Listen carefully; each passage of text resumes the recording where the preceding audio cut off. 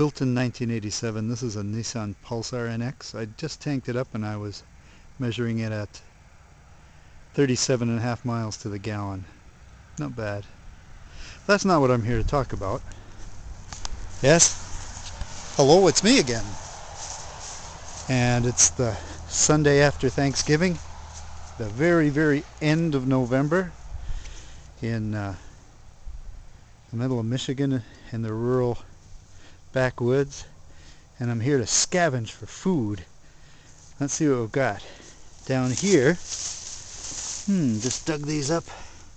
These are Jerusalem artichokes, and you wash them off and they're big and white and golden, and if you cook them up they taste like a cross between a potato and an artichoke.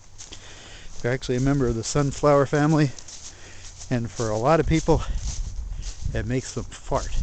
So beware of that. You can also slice them up and eat them raw. They taste like a cross between water chestnut and a potato chip, or a little bit like a jicama. Put some salt on them and they're fine. Now my garden supposedly is over for the year and put to rest, it being the end of November in Michigan, and my cardoons are sleeping in their mulch. And here is next year's garlic patch. But if you look around, you can scavenge some food.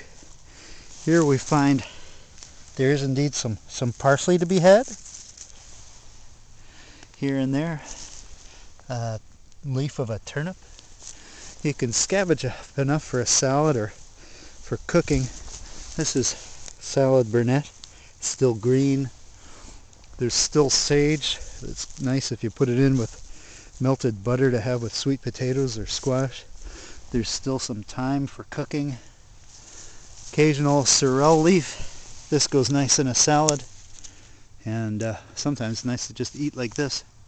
They're very tangy. Over here we have arugula, which has done pretty well, as you can see. There's some chicory. You can pull this up and add that to a salad or a soup with potatoes. It gives a nice flavor. Over here I have michli cabbage. It's a kind of Chinese cabbage. When it's got flowers, you can cook those like little broccoli flowers, and or you just cook it like Chinese cabbage. The deer have had a bit of a taste of it and they like it. Here and there you'll find mustard greens, and again you can pull out the little young leaves for salad, or the big leaves go cooked nicely like spinach. Here over by the compost, here's a nice volunteer mustard plant. Now remember, this is the end of November in Michigan, and this is fresh green food you can put in a salad. Speaking of which, I have over here some onions wintering over, and there's little bits, if you feel around, of green onion that you can add for salads or cooking.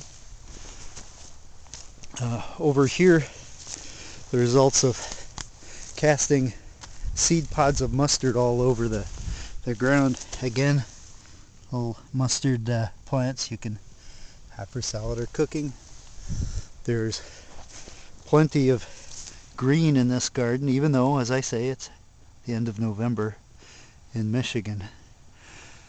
And one nice little thing to find is where I let a bunch of kohlrabi that weren't big enough to eat. I just let them here, and this stuff, if you pick the leaves and tear them off of the stems, they cook up quite nicely in a soup. There's not a lot, but you forage and you can get enough for a good meal or two. The arugula here, I mean, it's quite tender and certainly good for cooking. Goes very well cooked up with olive oil and garlic and pasta. Quite good raw too. More mustard, little baby mustard plants everywhere. And over here, something that if you're not sure what you're looking for, you might miss it. This is upland cress, and it's very high in vitamin C. I like to wash it and chop it up and mix it with egg salad sandwiches. Gives a nice tangy crunch, and it's fresh greens.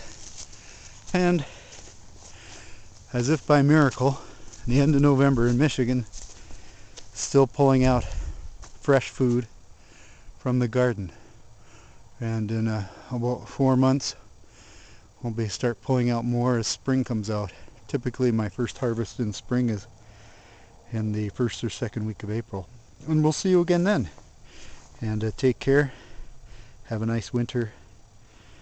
And we'll talk to you later. Bye.